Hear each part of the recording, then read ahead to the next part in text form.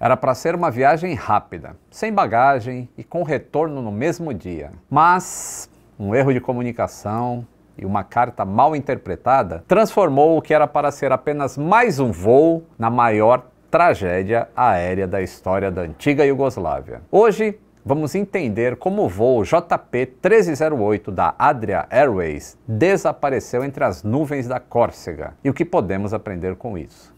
Senta que lá vem história.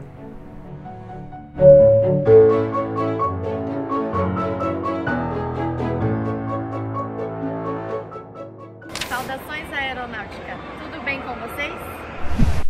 Tudo bem. A Inex Adria Aviopromet, ou Inex Adria Airways, era a principal empresa aérea da Eslovênia, que em 1981 fazia parte da antiga Iugoslávia e era conhecida por realizar voos fretados pela Europa. Em outubro de 1981, a Adria apresentou um pedido de autorização para um voo fretado pela agência de viagens Compass, da capital da Eslovênia, que é Ljubljana, para o aeroporto Campo de Loro, na cidade de Ajaccio, na ilha francesa da Córcega. O voo fretado para 130 passageiros seria realizado em um DC-9, com 135 assentos, no dia 1º de dezembro de 1981, com o retorno planejado para o mesmo dia. Mais tarde, a Adria decidiu mudar de aeronave e usar o seu novo MD-82, com apenas 6 meses de uso, e equipado com 167 assentos. Assim, além do grupo de 130 passageiros previstos, o avião transportaria 43 passageiros que eram funcionários da companhia aérea, também da agência Compass e membros das famílias deles. Como alguns dos passageiros eram crianças pequenas, elas foram colocadas como 2 por assento. Por esse motivo, apesar do MD-82 contar com 167 assentos, levava 173 passageiros. Como todos voltariam naquela mesma noite, nenhuma bagagem foi despachada e o avião não transportava carga, então pelo menos o peso extra não foi um problema.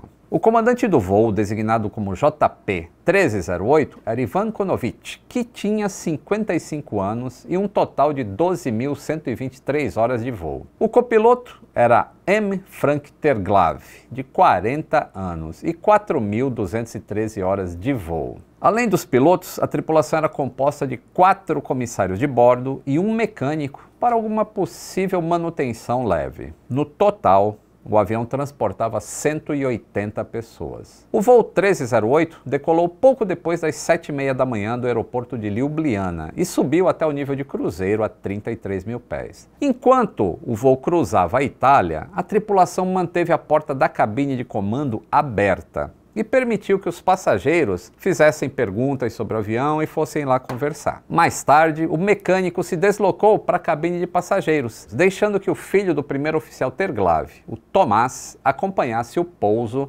na cabine. Às 8h31, o MD-82 recebeu autorização do controle de tráfego de Roma para descer ao nível de voo 270 e foi informado que a descida ao nível 190 seria autorizado depois do ponto Elba. Naquele dia, apesar do clima na região do aeroporto estar limpo, grande parte do interior montanhoso da Córcega estava coberto por uma espessa camada de nuvens, com os topos a cerca de 7.000 pés, acompanhados por ventos fortes com rajadas de mais de 130 km por hora. O comandante pediu para o copiloto para calcular os parâmetros de pouso, mas durante o cálculo, um comissário apareceu e pediu que a temperatura da cabine fosse reduzida. O comandante e o copiloto retomaram então juntos o cálculo dos parâmetros e novamente foram interrompidos pelo filho do copiloto, que estava sentado ali no assento do observador, que perguntou se eles iriam descer e por mais uma comissária que apareceu na cabine. O clima lá na cabine era descontraído até demais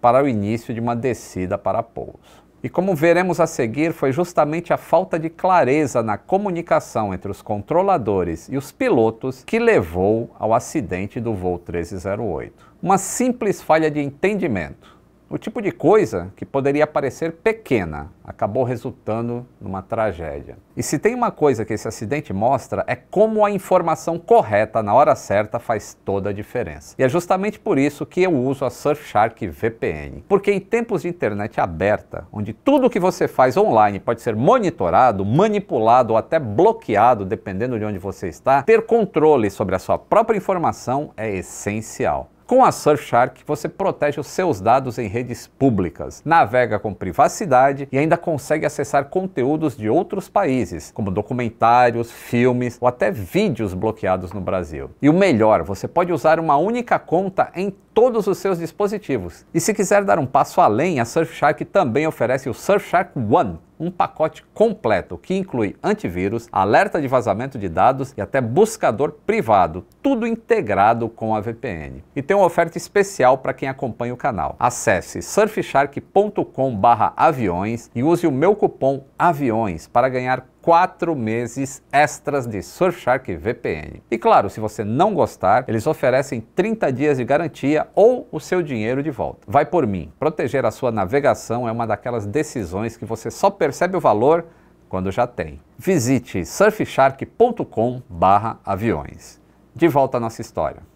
Às 8h38 da manhã, o comandante chamou o controle de Marselha e informou que estavam em Bastia, descendo do nível 210 em direção ao nível 190, a caminho de Ajaccio. Às 8h40, o comandante reportou o nível 190, a 50 milhas de Ajaccio, e solicitou a descida. O controlador autorizou a descer ao nível 110. A tripulação revisou o procedimento de aproximação e pouso ILS na pista 3, com o filho do copiloto interrompendo por 2 vezes para mostrar uma montanha. Às 8h43, o comandante informou ao controle que havia atingido o nível de voo 110 e estavam a 28 milhas do VOR de Ajaccio. Ele foi instruído pelo controle a manter esse nível e foi transferido para o controle de aproximação de Ajaccio. Às 8h47, o comandante reportou ao controle de aproximação que se aproximava no nível 110 e solicitou autorização de descida.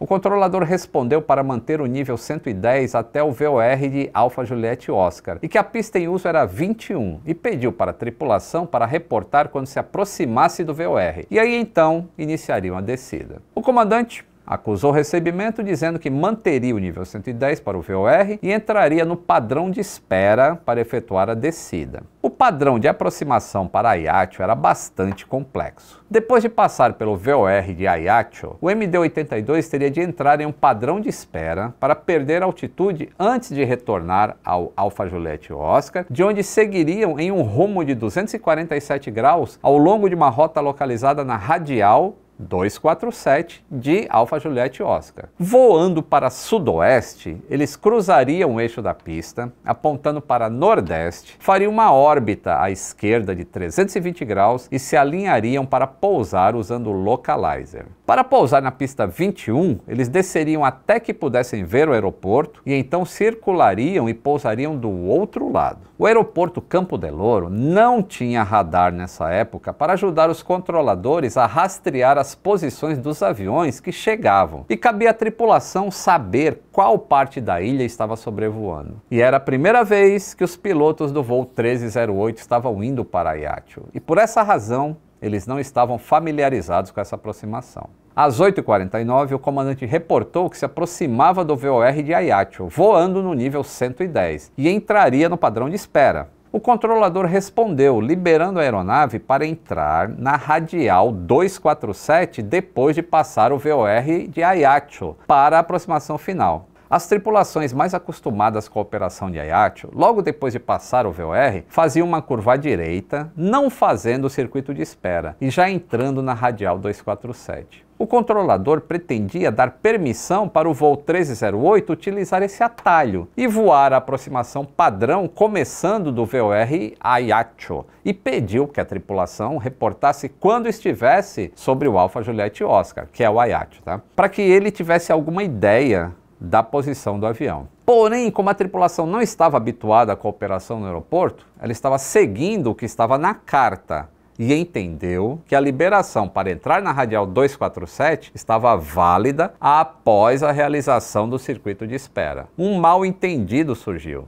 A tripulação esperava receber uma autorização da descida após atingir o Alfa Juliette Oscar. E o controlador, por outro lado, sentiu que havia autorizado o voo 1308 a realizar a aproximação e que a tripulação de voo estava livre para descer para qualquer altitude sugerida em sua carta de aproximação. Às 8h49:31, o comandante Kunovic comunicou que estava sobre Alfa Juliette Oscar e em espera. O controlador respondeu: Roger, ou seja, ciente, informe que deixou o Alfa Juliette Oscar na radial 247 para a aproximação final, reiterando a sua solicitação anterior de que o voo 1308 informasse que não realizou o padrão de espera. Mas não era isso que o Kunovic queria ouvir. Ok, senhor, ele disse, estamos logo acima do VOR de Ajaccio e estamos solicitando autorização de descida. O controlador esperava ouvir do voo 1308 um relatório de posição sobre Alfa Juliette Oscar na radial de 247 graus, e não outro pedido de autorização de descida. Isso levou a um segundo mal-entendido, ainda mais crítico. Quando o voo 1308 comunicou pelo rádio uma segunda vez que estava sobre Ajaccio solicitando uma descida, o controlador presumiu que ele estava ignorando o padrão de espera,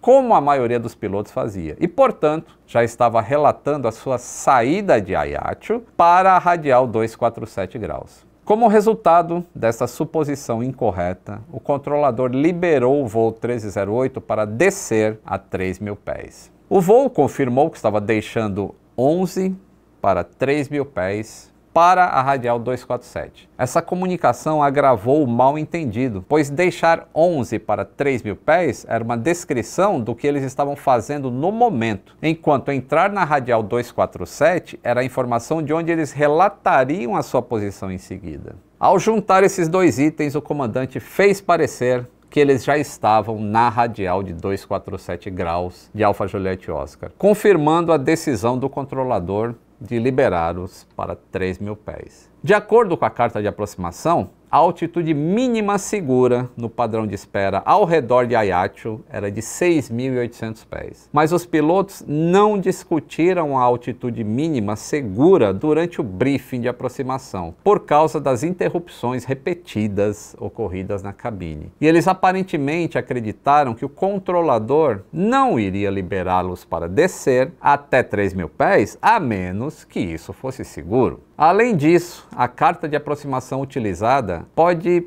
ter enganado os pilotos sobre a existência de elevações próximas ao padrão de espera. A altitude mínima segura no circuito, de 6.800 pés, que aparecia na carta, ela foi projetada para manter os aviões longe do Monte San Pietro, que é um pico localizado a 24 quilômetros a sudeste do aeroporto, de 4.587 pés, e que aparecia bem no canto da carta. As instruções para o padrão de espera especificavam que eles deveriam voar no circuito se afastando por 1 minuto antes de retornar. A representação do tamanho e formato do padrão de espera na carta de aproximação foi baseada em uma velocidade de 150 nós, mas a velocidade máxima permitida no padrão de espera era de 210 nós. Como a carta informava para o padrão de espera apenas o tempo de 1 minuto a ser voado, o raio das curvas e a distância percorrida variavam de acordo com a velocidade do avião. E voando na velocidade máxima, o circuito poderia levar a aeronave a sobrevoar o Monte San Pietro.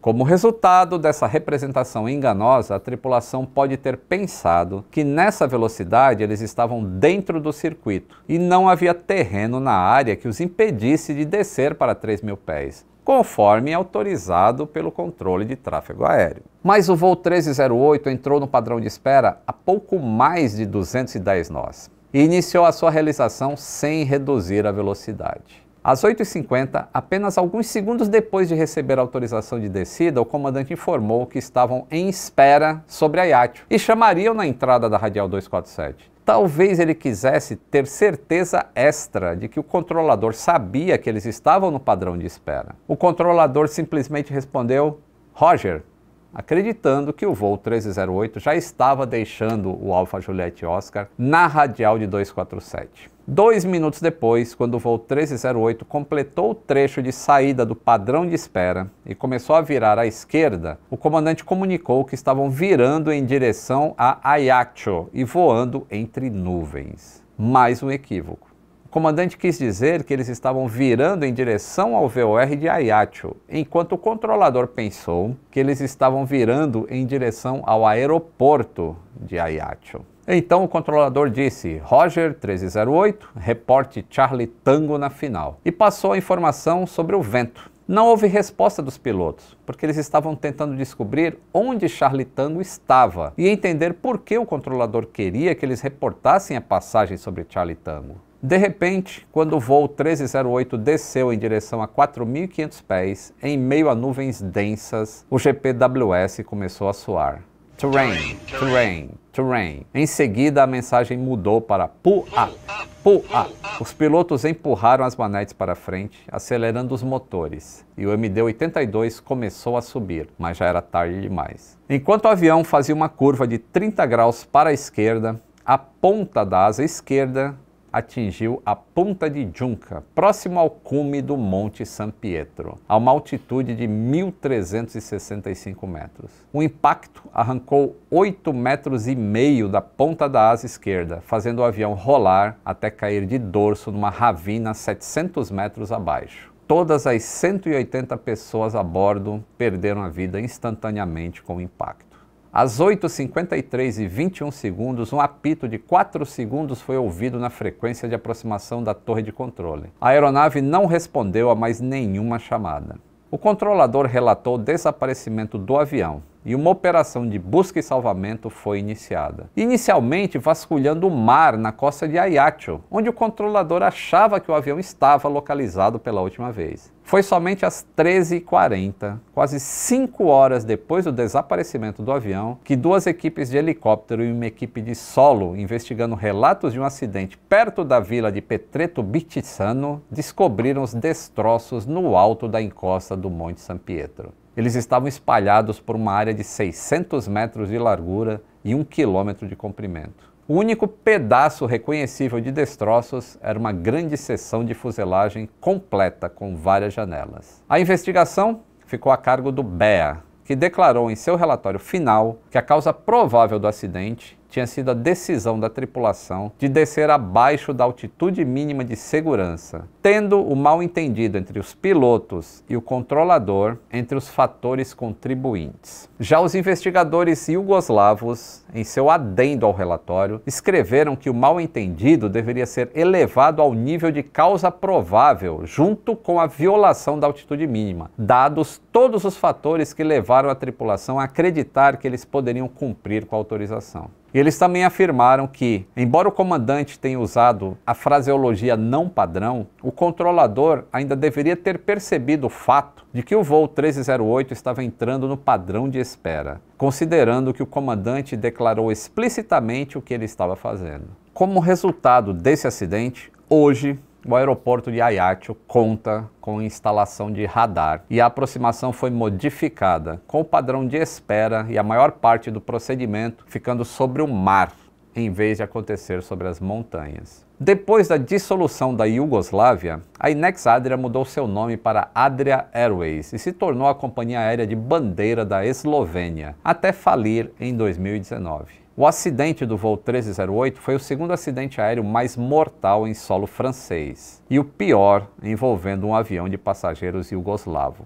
As falhas de comunicação são um dos fatores humanos mais estudados, principalmente após o acidente de Tenerife, em que a falha de comunicação foi um dos fatores preponderantes para a ocorrência daquele acidente. Diversas redes de segurança foram criadas para que a falha de comunicação não levasse a um acidente. Mas como a gente viu, a não compreensão das mensagens entre o controle de tráfego aéreo e a aeronave causou essa perda catastrófica. Felizmente, hoje em dia, a tecnologia permite que acidentes assim sejam evitados. Se você não conhecia essa história, deixa o like, que a gente conseguiu reproduzir aqui boa parte dela. Considere apoiar o canal clicando no botão Seja Membro para a gente continuar produzindo esses conteúdos que são muito bem produzidos e trazer as histórias e os aprendizados da aviação para você. Um grande abraço e Até o próximo voo.